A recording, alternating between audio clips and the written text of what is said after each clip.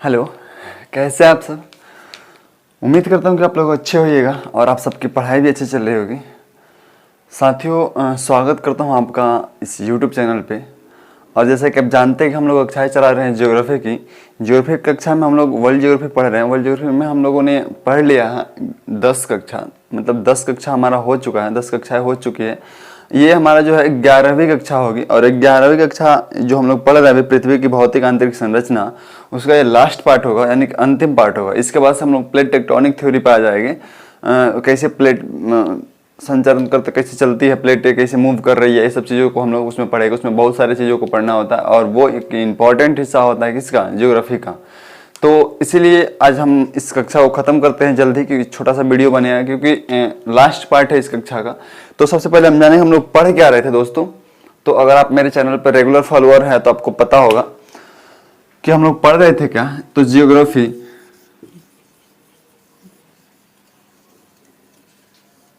For UPSC and PSC, PCS या PSC बोला जाता है दोस्तों, ऐसे पीएससी बोला जाता है, बस पीसीएस हम लोग कहते रहते हैं। तो ये पढ़ रहे थे और इसमें हम लोगों ने सबसे पहले क्या देखा था। अगर आप मेरे चैनल पर नए हैं तो जान लीजिए कि प्लेलिस्ट में वीडियो पढ़ा, आप जाके देखिए। हमने सबसे पहले देखा था, क्लास जब स्टार्ट कर रहे थे, कि पृथ्वी की उत्पत्ति कैसे, ब्रह्मांड की उत्पत्ति कैसे हुई, इस सब चीज़ों को देखा था। उसके बाद से ब्रह्मांड की उत्पत्ति कैसे हुई। सेकंड टॉपिक हम लोग का था वो था पृथ्वी की भू आंतरिक संरचना, भौतिक मतलब भौतिक संरचना है, भौतिक आकृतिक संरचना बोल सकते हैं, कोई दोनों बोल सकते हैं। उसमें हम लोगों ने 3-4 कक्षाएं कर ली थी और पृथ्वी का आंतरिक भौतिक संरचना की अंतिम कक्षा होगी, जिसमें हम लोग थोड़ा सा उसको, जैसे कि हम लोगों ने प्रत्यक्ष अप्रत्यक्ष सूक्ष्म वैज्ञानिक विधि, इन पिछले कक्षाओं में इन चीज़ों को देख लिया है। इन चीज़ों को, पृथ्वी के आंतरिक भाग को कितने भागों में बांटा गया है, कौन से क्या है, इन सब चीज़ों को देख लिया। अगर आप नहीं देखे तो पहले उस वीडियो को देख के आइए। उन चीज़ों का कुछ उसमें जो कमियां थी उसको दूर करते हुए कुछ नवीन अनुसंधान किए गए। प्रत्यक्ष अप्रत्यक्ष सूक्ष्म वैज्ञानिक विधि, जैसे मैंने बोला था कि भूकंप शास्त्र के आधार पर भी पृथ्वी का वर्गीकरण किया गया। इन सब चीज़ों को, इन सब के आधार पे कुछ नवीन अनुसंधान किए गए और उन्हीं अनुसंधानों को ध्यान में रखते हुए कुछ नवीन बातें प्रस्तुत की गई जो अधिक मान्य है और अधिक हम ये कह सकते हैं कि पृथ्वी के बारे में अधिक सटीकता से वर्णन करते हैं, पृथ्वी के आंतरिक भाग के बारे में। तो उन चीज़ों को आज हम देखने जा रहे हैं। तो सबसे पहले देखिए, हम बात वहीं पढ़ेंगे। हम लोग अभी पढ़ क्या रहे हैं, तो पृथ्वी की भौतिक आंतरिक संरचना, ये आप टॉपिक लिख लीजिएगा। और ये हमारा क्लास होगा 11 नंबर। कितना नंबर? 11 नंबर क्लास होगा। और हम लोग पढ़ रहे क्या, पृथ्वी की भौतिक आंतरिक संरचना, और उसका ये टोटल ज्योग्राफी का 11 नंबर क्लास होगा। तो अब हम लोग आ रहे हैं कि जो पृथ्वी के नवीन अनुसंधान के आधार पर बांटा गया वो क्या है। बांटा तो पहले से ही गया था 3 भागों में, जैसे कि आप जानते हैं, मैंने पिछले वीडियो में बताया भी था क्या क्या बांटा गया है। तो सबसे पहले क्रस्ट अगर थोड़ा छोटा हो गया तो ऐसे दिख जाना चाहिए, बट अगर आपको लगे कि थोड़ा छोटा है तो मैं बोल भी दे रहा हूं। तो क्रस्ट, मेंटल, ठीक है, मेंटल, इसी को प्रवार भी बोलते हैं, अगर आप लिखना चाहे तो लिख सकते हैं। और लास्ट में है कोर या क्रोड। तो हम जनरली क्रोड ही लिखते हैं हिंदी में। कोर अगर आप लिखना चाहे तो कोर भी लिख सकते हैं। क्रस्ट मेंटल, जिसको प्रवार भी बोला जाता है, और क्रोड या कोर इसको बोल सकते हैं। मैं आपको थोड़ी सी और बातें इसके बारे में जानकारी दे देता हूं दोस्तों। ऐसे आप जानते हैं कि पृथ्वी में महासागर और महाद्वीप दोनों चीजें हैं। मैंने पिछले वीडियो में बहुत ही विस्तार से आपको चर्चा किया था इसका। तो अब देखिए, क्रस्ट का हम लोग मान के चलते हैं लगभग 100 किलोमीटर अंदर तक जाते हैं। मैं पहले शुरू से इसका अच्छा से विस्तार वर्णन कर रहा हूँ। देखिए, क्रस्ट जो है, ऐसे हम लोग मान के चलते हैं कि 100 किलोमीटर अंदर तक, 100 से 2900 किलोमीटर, ये 2900 किलोमीटर मैंने पिछले वीडियो में इसको बताया हुआ था। और 2900 से 1370 किलोमीटर यानी पृथ्वी के सेंटर तक कोर को मान के चलते हैं या क्रोड को मान के चलते हैं। अब देखिए, हम जानते हैं कि पृथ्वी का जो सतह है, क्रस्ट तो वही है, लेकिन क्रस्ट पे 2 चीजें है, महासागर भी है और क्या, महाद्वीप भी है। तो महासागरीय क्रस्ट और महाद्वीपीय क्रस्ट, अब इसको हम अलग अलग कर लेंगे। जैसे कि ये इसमें अगर क्रस्ट जो है, तो पृथ्वी आप जानते हैं, अगर मैं पृथ्वी का एक छोटा सा हिस्सा काट के निकालूं, जैसे कि मैं हर फिगर में बनाते आ रहा हूं हर वीडियो में, तो आप ये देख सकते हैं। अगर आप देख सकते हैं तो अब देखिए, ये हो गया हमारा सतह, लेकिन सतह पे ये महाद्वीप है। अब महाद्वीप के साथ साथ सतह पे कहीं महासागर भी है, जैसे कि ये महाद्वीप हो गया, अगर हम यहाँ पे एक महासागर बना देते हैं, समझ पा रहे हैं मेरी बात को, जैसे कि ये महासागर हो गया, ठीक है, ये महासागर हो गया आपका और ये महाद्वीप हो गया। तो ये जब ये महाद्वीप हो गया और ये महासागर हो गया तो महासागर ये क्रस्ट भी होगा, महासागर के नीचे भी क्रस्ट होगा और महाद्वीप के नीचे भी क्रस्ट होगा। तो महाद्वीप के नीचे का जो क्रस्ट होगा इसकी मोटाई जो है अपेक्षाकृत ये महासागरीय क्रस्ट की मोटाई से, यानी कि ये जो महासागरीय क्रस्ट है इसकी मोटाई जो होगी कम होगी किसकी अपेक्षा, महाद्वीपीय क्रस्ट की अपेक्षा, यानी कि महाद्वीपीय क्रस्ट की मोटाई जो है अपेक्षाकृत महाद्वीपीय क्रस्ट की मोटाई महासागरीय क्रस्ट की मोटाई की अपेक्षाकृत क्या होगा, थोड़ा ज्यादा होगा। तो महाद्वीपीय क्रस्ट जो है इसकी औसत मोटाई हम लोग अभी जो जानकारी के मुताबिक है तो इसकी औसत मोटाई कितना है, 40 किलोमीटर के आसपास है, 40 किलोमीटर इसकी औसत मोटाई क्योंकि कहीं कहीं जो है ये 70 किलोमीटर भी पाया जाता है। अब जैसे कि नवीन वलित पर्वत जो हो गया उनके नीचे ये 70 किलोमीटर के आसपास भी हो जाता है, तो इसीलिए इसकी कितनी है, औसत मोटाई जो है 40 किलोमीटर मानी जाती है, जबकि इसकी औसत मोटाई 5 से 10 किलोमीटर होती है। क्यों, क्योंकि ये महासागरीय क्रस्ट है और महासागरीय आप इसका रीजन थोड़ा सा आप अनुमान भी लगा सकते हैं। और एक बात और आपको ध्यान देने वाला है कि महासागरीय क्रस्ट की जो महासागरीय जो क्रस्ट है उसकी मोटाई भले ही कम हो महाद्वीपीय क्रस्ट की अपेक्षा, लेकिन उसका जो घनत्व है वो महाद्वीपीय क्रस्ट से अधिक होता है। महासागरीय क्रस्ट से उसका घनत्व क्या होता है, अधिक होता है, अपेक्षाकृत अधिक होता है, यानी कि महाद्वीपीय क्रस्ट का घनत्व जो है महासागरीय क्रस्ट का घनत्व महाद्वीपीय क्रस्ट के घनत्व से अपेक्षाकृत अधिक होता है। तो इस तरीके से यहाँ पे क्या क्रस्ट जो होता है, एक क्रस्ट हो जाता है महासागरीय क्रस्ट, महासागरीय क्रस्ट, जबकि दूसरा हो जाता है महाद्वीपीय। इसको बांटते नहीं, बस हम ऐसे चर्चा के लिए इसको ताकि अच्छे से हम लोग अध्ययन कर पाए इसलिए हम इसको बता रहे हैं अलग अलग करके।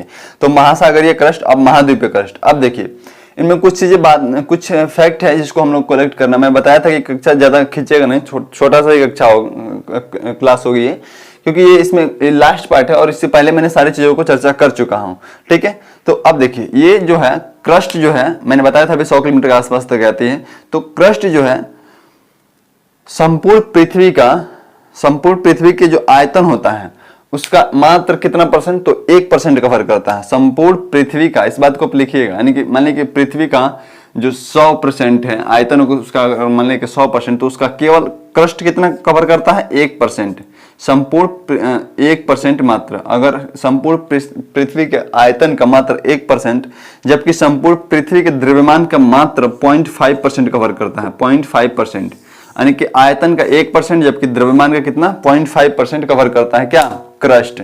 इसके बारे में इतना ही है, इससे ज्यादा इसमें कुछ नहीं है। आप क्रस्ट के बारे में महासागरीय क्रस्ट जो है उसका मोटाई कम होती है लेकिन घनत्व अधिक होता है, जबकि महाद्वीपीय क्रस्ट जो होता है उसका मोटाई अधिक होती है लेकिन उसका घनत्व जो होता है वो कम होता है। तो इस तरीके से आपका और संपूर्ण पृथ्वी के आयतन का 1% कवर करता है क्या, क्रस्ट, जबकि संपूर्ण पृथ्वी के द्रव्यमान का 0.5% कवर करता है क्रस्ट। इतना आप बातें याद रखिए। अब आगे देखिए, आगे हम चलते हैं मेंटल पे। अब देखिए इसमें भी कुछ खास नहीं है, थोड़ी आपको इन्फॉर्मेशन लेनी है बस, इससे ज्यादा कुछ नहीं लेना है। अब देखिए मैं आपको लेके चलता हूं मेंटल पे। तो मेंटल की जो मोटाई है ये जैसे अब मैंने बताया था आपको पिछले वीडियो में दुर्बल मंडल के बारे में। दुर्बल मंडल के बारे में मैंने आपको बताया था, लाइक अगर मैं पृथ्वी की इस तरीके से फिगर बना रहा हूँ एक छोटा सा पट्टी, तो आप जैसे कि जानते हैं कि ये क्रस्ट हो गया, ये मेंटल हो गया, और इसमें एक होता है ऐसे सबको बांटा जाता है ऊपरी क्रस्ट, निचली क्रस्ट, ऊपरी मेंटल, निचली मेंटल, इनर आउटर कोर। तो अब देखिए ये जो होता है ये 100 किलोमीटर के आसपास जो होता है, मैंने बताया था कि जब ऊपर से हम सतह से नीचे पृथ्वी के अंदर घुसते हैं तो 100 किलोमीटर तक लगभग पर 32 मीटर पे, यानी कि ये अगर ये पर 32 मिनट पे अगर हम इसमें सतह से अंदर की पृथ्वी के आंतरिक भाग में जा रहे हैं तो 32 मीटर पे पर 32 मीटर पे कितना टेम्परेचर बढ़ रहा है, 1 डिग्री सेल्सियस टेम्परेचर बढ़ रहा है। तो 100 से 200 किलोमीटर आते 100 से 200 किलोमीटर अंदर जाते टेम्परेचर इतना हाई हो जाता है। अब सोच के आप देखिए कि एक 1 डिग्री सेल्सियस बढ़ जाता है कितना, 32 मीटर पे। तो 100 डिग्री पे 100 मीटर पे 3 डिग्री सेल्सियस बढ़ जाएगा। इस तरह से अगर 1000 पे, तो 1000 पे सोच लीजिए कितना, तो लगभग 30 डिग्री के आसपास, 30 डिग्री से ज्यादा से टेम्परेचर बढ़ रहा है। अगर 1 किलोमीटर पे 30 डिग्री बढ़ रहा है, तो 1000 किलोमीटर पे 3000 डिग्री से सोच के देखिए कितना बढ़ेगा। 100 किलोमीटर पे 100 किलोमीटर पे या 200 किलोमीटर पे कितना बढ़ेगा। तो इस तरह से 100 मतलब आप जैसे 100 किलोमीटर अंदर जाते जाते टेम्परेचर इतना हाई हो जाता है कि यहाँ की जो चट्टाने हैं, मैंने पिछली वीडियो में जब भूकंप शास्त्र के आधार पे, भूकंपीय तरंगों के आधार पर पृथ्वी का वर्गीकरण पढ़ रहे थे, तो उसमें बहुत ही विस्तार से इस बात को चर्चा किया था। ठीक है, तो अब देखिए ये जो है, ये 100 किलोमीटर अंदर आते आते टेम्परेचर इतना हाई हो जाता है कि यहाँ की जो चट्टाने हैं वो अब सॉलिड अवस्था में, ठोस अवस्था में नहीं रह पाती है, और वो गर्म गलित अवस्था में, यानी कि पिघली हुई अवस्था में पाई जाती है। ये किस अवस्था में पाई जाती है, पिघली हुई अवस्था में पाई जाती है। अब पिघली हुई अवस्था में पाई जाती है, इसी को क्या बोलते हैं, दुर्बल मंडल बोलते हैं। ये इस बात को याद रखिए, क्या बोलते हैं, दुर्बल मंडल बोलते हैं, दुर्बल मंडल, इसी को क्या बोलते हैं, दुर्बल मंडल।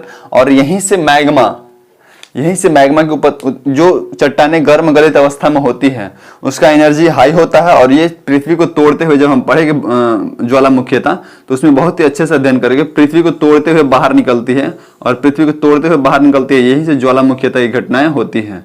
हम पढ़ेंगे इस सब बातों को आगे चल के, क्योंकि ज्वालामुखीता हमारा एक टॉपिक ही है।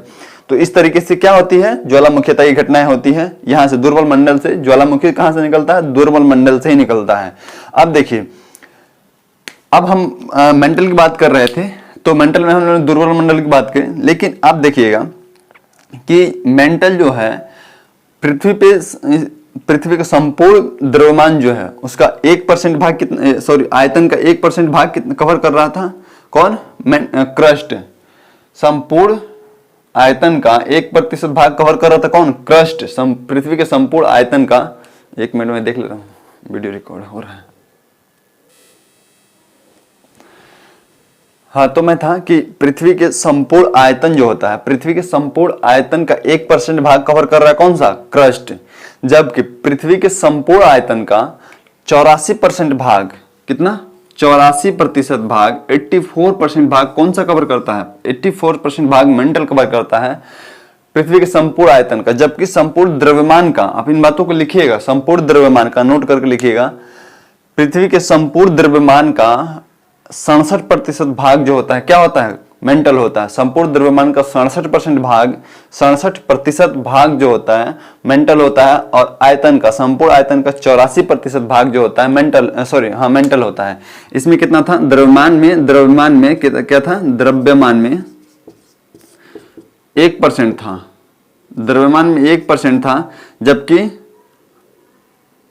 आयतन में 1% था, मैंने गलती से लिख दिया, यहाँ पे आप आयतन कर लीजिएगा, आयतन में 1%, जबकि द्रव्यमान में कितना था, 0.5% था, 0.5%, ओके, 0.5% था। और यहाँ पे आयतन में 84% है, 84% है, जबकि द्रव्यमान में कितना है, 67%। अब देखिए, अब अगला जो है क्रोड है, इसमें इतना ही, इससे ज्यादा कुछ है नहीं, मैं आपको केवल इन्फॉर्मेटिव जानकारी दे रहा हूं, इससे ज्यादा इसमें कुछ है ही नहीं। अब देखिए, आगे मैं क्रोड के बारे में हम लोग चर्चा करेंगे। क्रोड जो होता है, या कोर बोल सकते हैं। अब मैंने आपको बताया था कि ये 2900 से 2900 किलोमीटर है, 100 से 2900 किलोमीटर, कहीं 2980 मिल जाता है, उससे कोई दिक्कत नहीं, आप जो चाहे वो देख सकते हैं, लेकिन ज्यादा परफेक्ट कौन है, 2900 किलोमीटर। आप इसको याद रखिएगा, 2980 2900 किलोमीटर। क्रोड जो होता है, क्रोड की मोटाई जो है, अब 2900 से 6370 किलोमीटर के आसपास क्या होता है, क्रोड। ये मान लीजिए कि यहाँ से 2900, तो 2900 से सेंटर जाने में कितना लगता है, 6370 किलोमीटर है। तो 2900 से 6370 लगभग आप घटा लीजिएगा, उतना क्या है, क्रोड है। और कोर है, क्रोड जो भी बोल सकते हैं, इसका 2 भाग है, एक आउटर और एक इनर कोर, ठीक है, एक आउटर एक इनर कोर। तो मैं ये बताना चाहता हूं, इसमें केवल इंफॉर्मेटिव जानकारी है आपके पास। क्रोड जो होता है, क्रोड का संपूर्ण पृथ्वी के द्रव्यमान का, ये देखिए, ये आप जानते हैं कि ये वाला क्या होता है, लिक्विड होता है। जब हम भूकंपीय तरंगों के आधार पे पृथ्वी के आंतरिक भाग का चर्चा कर रहे थे, उसमें हम बताए थे कि ये आउटर कोर जो होता है, आउटर कोर में केवल पी तरंगे मूव करती है, संचारण करती है। पी तरंगे के ठोस, द्रव्य और गैस तीनों माध्यमों में चल सकती है, जबकि एस तरंग केवल ठोस में चलेगी। तो एस तरंग यहाँ पे नहीं गमन कर रही है, नहीं संचरित हो रही है, नहीं चल रही है, नहीं मूव कर रही है। इसका मतलब है ये लिक्विड अवस्था में है, ठोस अवस्था में नहीं है। तो इस तरीके से ये लिक्विड है, जबकि ये सॉलिड है, ठीक है। तो ये सॉलिड है। अब देखिए संपूर्ण पृथ्वी के आयतन का कितना परसेंट, तो 15%। आयतन का 15% कवर कर रहा है कौन सा, कोर।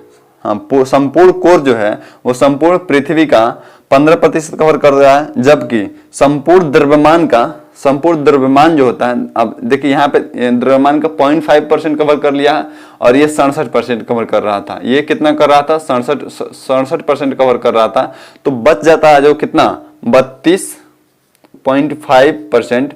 ये संपूर्ण द्रव्यमान का कोर कवर करता है। अब आप थोड़ा सा आपको यहाँ पे ये कंफ्यूजन हो सकता है कि इसकी जो मोटाई है 100 से 2900 किलोमीटर यानी कि 2800 किलोमीटर के आसपास हुआ, जबकि अगर हम 6300 से 2900 घटा रहे हैं तो लगभग 3400-3500 के आसपास हो जा रहा है, 3500 किलोमीटर। तो ये तो ज्यादा होगा। अगर ज्यादा हो रहा है तो इसको ज्यादा कवर करना चाहिए, जबकि आप बोल रहे हैं कि आयतन का 15% और द्रव्यमान का मात्र 32%, जबकि 67% है। तो आप जब ग्लोब बनाइएगा, मेरी बातों को समझ रहे हैं, जब आप ग्लोब बनाइएगा तो अगर मान लीजिए कि इतनी मोटाई ये जो है 100 किलोमीटर के आसपास तक, इसको हम लोग क्या मान लेते हैं, अगर हम इसको क्या मान लें, इसको क्रस्ट मान लें, ठीक है। तो ये हमारा क्या हो जाएगा, ये हमारा मेंटल हो जाएगा, ठीक है, और ये कोर हो जाएगा। तो अब कोर का आयतन देखिए, कोर का आयतन जो है 15% है, मात्र 15%, जबकि इसका आयतन जो है संपूर्ण पृथ्वी का आयतन का 84% भाग है, इसीलिए इसका द्रव्यमान भी ज्यादा हो जाता है। मेरी बातों को समझ पा रहे हैं, इसका जो क्या आयतन ज्यादा है, इसीलिए इसका द्रव्यमान ज्यादा हो जाता है। इसमें कुछ ज्यादा कुछ दिमाग लगाने वाला नहीं है, इतना ही चीजें हैं, ठीक है। अब उम्मीद करता हूं कि आपको ये चीजें समझ में आ गई होगी। क्रस्ट, कोर, मेंटल, इसमें कुछ क्या फैक्ट था, मैंने हाँ फैक्ट था जो था उसके बारे में हम लोगों की जानकारी इकट्ठा कर ली। अब एक छोटी सी चीज और बच रही है इसमें, वो क्या है, तो वो है रासायनिक संगठनों के आधार पर पृथ्वी का आंतरिक वर्गीकरण, जिसको हम लोग थोड़ा सा 2 मिनट लगेगा उसको भी देख लेते हैं और इस चीज को खत्म करते हैं, ठीक है। उम्मीद करता हूं कि 15-20 मिनट की वीडियो में खत्म हो जाएगा ये चीजें। अब इसके बाद से हम लोग जो आएंगे वो बहुत ही इंटरेस्टिंग सब्जेक्ट चीजें पढ़ने जा रहे हैं, और उसमें आप बिल्कुल भी आप उसको इग्नोर मत करिएगा। प्लेट विवर्तनिकी सिद्धांत यानी प्लेट टेक्टोनिक थ्योरी, ठीक है। अब देखिए हम लोग जब इसको आंतरिक भाग का रासायनिक संगठन के आधार पर अध्ययन करेंगे, अब ये वाला इससे कोई लेना देना नहीं, आप क्रस्ट, मेंटल इसको हटा सकते हैं, कोई दिक्कत नहीं। तब देखिए मैं इसको डिलीट कर रहा हूं। जब हम रासायनिक संगठनों के आधार पर इसका अध्ययन करेंगे, तो रासायनिक संगठनों के आधार पर अध्ययन करेंगे तो इसमें होता है, इसमें भी केवल क्या इंफॉर्मेशन ही है, ज्यादा कुछ है नहीं। तो हम 3 भागों में इसको डिवाइड कर रहे हैं। और देखिए ये जो होता है, ये होता है सियाल, एल्यूमिनियम, ये होता है सियाल, ये होता है सीमा, और ये होता है नीफे, ठीक है। अब ये आप सोच पा रहे हो क्या है, सियाल, सीमा, नीफे, तो ये तत्व का नाम है, समझ पा रहे हैं। ये देखिए ये सिलिकॉन और एल्यूमिनियम जो ऊपरी भाग होता है, पृथ्वी का ऊपरी भाग, ये रासायनिक संगठनों के आधार पर हम लोग पढ़ रहे हैं। आप साइड में लिख लीजिए कि रासायनिक संगठनों के आधार पर पृथ्वी का आंतरिक भाग का वर्गीकरण। और इसमें आपको ऐसे एक फिगर बनाइएगा, इसमें आप लिखिएगा क्या, तो ये है सिलिकॉन, ये है एल्यूमिनियम, ठीक है। सिलिकॉन, एल्यूमिनियम, ये भी सिलिकॉन है, ये मैग्नीशियम है, ये सिलिकॉन और मैग्नीशियम है, ये सिलिकॉन और ये मैग्नीशियम, ये सिलिकॉन, एल्यूमिनियम, जबकि ये निकेल और फेरियम है, निकेल और फेरियम है, ठीक है। ये क्या है, निकेल और फेरियम। इस बात को मैं लिख दे रहा हूं, आप इस बात को मैं बोल दे रहा हूं, लिखने में टाइम बहुत ज्यादा क्या लगता है, इसलिए मैं बोल दे रहा हूं, आप लिख लीजिएगा। ये क्या है, silicon, aluminium, silicon, SI silicon, AL aluminium, ठीक है। सियाल हो गया, सीमा में है, सीमा में सिलिकॉन, मैग्नीशियम, सीमा में सिलिकॉन, मैग्नीशियम, ये SI सिलिकॉन और Ma मैग्नीशियम, ठीक है। नीफे, नीफे में होता है Ni निकेल और ये होता है Fe फेरियम, ठीक है। इन सब ये जो है ऊपरी भाग जो है इससे मिलकर बना होता है, और जो मेंटल भाग होता है पृथ्वी का मेंटल जो एरिया होता है वो सी मानी के सिलिकॉन और मैग्नीशियम से मिलकर बना होता है। जबकि यद्यपि इसमें और भी तत्व है, बट इनका जो महत्वपूर्ण तत्व है, ये चीजें कौन सी है जो महत्वपूर्ण है वो सियाल, सीमा और निफे है। ठीक है, और भी तत्व थोड़ी बहुत मात्रा में पाई जाती है, मैं बता दूंगा अभी फैक्ट के रूप में। यद्यपि जरूरी उतनी चीजें तो नहीं है, बट पीसीएस के एग्जाम के लिए जरूरी हो जाता है, तो मैं बोल के लिखवा दूंगा, क्योंकि इन्फॉर्मेशन उतना ज्यादा लिखना थोड़ा सा क्या टाइम की बर्बादी होगी और कुछ नहीं होगा। तो इस तरीके से आप ये जान गए पृथ्वी के आंतरिक भाग का रासायनिक संगठन के आधार पर इतने भागों में बांटा गया है। ठीक है, अब आगे हम देखते हैं। आप याद रखिएगा सिलिका एल्यूमिनियम, सिलिका मैग्नीशियम, क्या निकेल और फेरियम। ठीक है, अब देखिए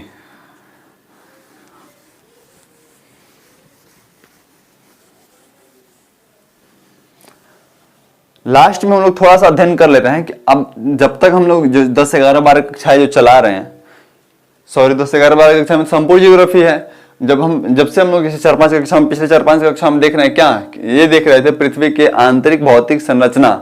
तो इसका फायदा क्या है, मैंने पहले ही वीडियो स्टार्ट करने से पहले हम लोगों ने बता दिया था, मैंने बताया हुआ था कि इसका फायदा अगर हम पृथ्वी के आंतरिक भाग में जान रहे हैं तो आंतरिक भाग का जो भी गतिविधियां आंतरिक भाग में होती है, जैसे ज्वालामुखीय घटनाएं हो रही है, भूकंप आ रहा है, तो उन सब चीजों का प्रभाव बहुत ही अधिक मात्रा में, बहुत ही क्या भयावह पृथ्वी की सतह पर भी देखने को मिल जाता है। और पृथ्वी की सतह पे हम लोग निवास करते हैं, तो इसलिए जरूरी है कि हम लोग पृथ्वी का आंतरिक भाग का जानकारी इकट्ठा करें, जिससे हम लोग पहले ही पता लगा ले कि कहाँ पे भूकंप, कहाँ पे ज्वालामुखीय घटनाएं होने वाली है। तो उस एरिया में क्या लोगों का निवास कम से कम हो या फिर ना हो, इस सब चीजों को ध्यान में रखा जा सके। तो ये सब चीजें फायदा है। साथ ही अगर हम जान रहे हैं कि पृथ्वी का आंतरिक भाग में कैसे क्या ऊर्जा, तापीय ऊर्जा जो है किस तरह से काम करती है, तो उसको हम लोग क्या वर्तमान लाइफ में जो ईंधन के रूप में प्रयोग में ला सकते हैं और ईंधन की कमियों को दूर कर सकते हैं। जो ऊर्जा की कमियां हमारे पास है उसको भी हम लोग दूर कर सकते हैं। इन सब चीजों से पृथ्वी के आंतरिक भाग में जानने से इन सब चीजों का लाभ हो सकता है। ठीक है, तो ये चीजें, ये कक्षाएं रही हमारी क्या पृथ्वी के आंतरिक भाग की अंतिम कक्षा थी। अब इसके बाद से हम लोग जो लेके आए हैं अगला क्लास कल लेके आएंगे, वो प्लेट टेक्टोनिक थ्योरी होगी। तो उम्मीद करता हूँ कि साथियों ये आपको 10-15 मिनट की क्लासेस अच्छे लगे होंगे। अगर आप नोट्स बना रहे हैं, उम्मीद क्या दोस्तों आपको अच्छा ही लगा होगा। और एक बात मैं आपको विश्वास दिलाना चाहता हूं, अगर आप मेरे साथ हैं तो बने रहिए, हम लोग मिलके संपूर्ण ज्योग्राफी। अब देखिए लॉकडाउन एक ऐसा व्यवस्था लेके आ रहा है कि ये कोई एक क्या हम बोल सकते हैं इसको, जो ऑनलाइन क्लासेस जो चल रही है, कहीं भी चल रही है, वो पढ़ाई का जो हम लोग ऑफलाइन क्लासेस करते थे उसका जगह तो नहीं ले पा रहा। ये केवल एक ऑप्शन के रूप में मौजूद है, उपलब्ध कराया जा रहा है। और इसका कोई उपाय ही नहीं। ऑफलाइन क्लासेस तो कोई गवर्नमेंट, जो स्टेट गवर्नमेंट हो, अलाउ भी नहीं कर रही है कि हम अपने जैसे दिल्ली में ही हो गया अभी क्लासेस नहीं खुले हैं, जबकि मैंने देखा था शायद बिहार यूपी में क्लासेस कुछ खुल चुकी है। तो इस तरह से कोरोना ने इस तरह से माहौल क्रिएट कर दिया है कि बहुत प्रॉब्लम बच्चों के साथ, कोचिंग संस्था के साथ, इन सब चीज़ों के साथ हो गई है। तो आप बिल्कुल उस सब चीज़ों को टेंशन मत लीजिए। हम लोग यहाँ भी संपूर्ण सिलेबस खत्म करेंगे और धीरे धीरे करके जरूर खत्म करेंगे। आप बस मेरे साथ बने रहिए। तो अब थोड़ा सा ज्योग्राफी आपको पढ़ने में अजीब लग रहा होगा, क्योंकि किसी भी चैनल पे आप जाइएगा तो इस तरीके से ज्योग्राफी नहीं पढ़ाया गया होगा आपको। हाँ, हो सकता है कि थोड़ा कहीं, मैंने बहुत सारा वीडियो देखा भी है, तो वहाँ पे देखता हूँ कि मैं किसी ने कोई कंटिनेंट उठाया, कोई महाद्वीप उठाया, वहाँ की लोकेशन के बारे में परिचित करा दिया आपसे। तो वो चीज़ें हम लोग जब वर्ल्ड मैपिंग करेंगे, मतलब मैप के बारे में अध्ययन करेंगे, तो वो चीज़ें हम लोग लास्ट में अध्ययन करेंगे, क्योंकि वो चीज़ें इंपॉर्टेंट नहीं है। क्वेश्चन तो आप यहाँ से आता है और क्वेश्चन आप इसी से लिख सकते हैं जो हम लोग अभी पढ़ रहे हैं। हाँ, थोड़ी सी टफ आपको लग रही होगी क्योंकि ये सब चीज़ें आपको पहली बार फेस कर रहे होंगे, बट क्या अच्छी चीज़ें थोड़ी सी बुरी होती है। अच्छी चीज़ें जो होती है थोड़ी सी बुरी तो होती है, लेकिन आप टेंशन बिल्कुल मत लीजिए। उम्मीद करता हूँ कि आपको सारी बातें समझ में आ रही होगी। और अगर आप मेरे साथ हैं तो बने रहिए, हम लोग मिलके जल्दी कुछ करेंगे और अच्छा करेंगे। ठीक है दोस्तों, तो अब मैं विदा लेता हूँ आपसे और मिलता हूँ नेक्स्ट क्लास में प्लेट टेक्टोनिक थ्योरी के साथ। ठीक है, थैंक यू सो मच।